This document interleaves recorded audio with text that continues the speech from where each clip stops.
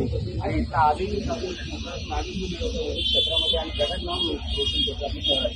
पण या काही घटनेने तिथे पक्ष संस्कृतीमुळे ही घटना घडली ती विकृती म्हणजे विकृतीमुळे अशा किती घटनांचा आपण वाढ बघणार किती घटना घडल्या पाहिजे. आज एक घटना घडली म्हणजे अजून आमच्या अनेक अनेक अनेक घटना या ठिकाणी घडू शकतात. तर आमचं ह्याच गोष्टीसाठी मागणी याचं जे मूळ कारण आहे ते म्हणजे पब संस्कृती.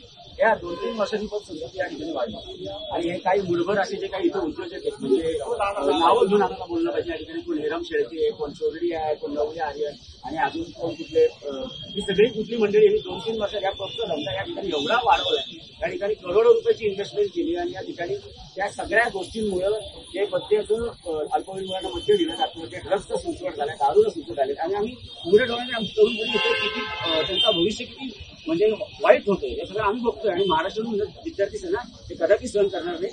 पुण्यातील पब लवकरात लवकर बंद झाले पाहिजे हे असे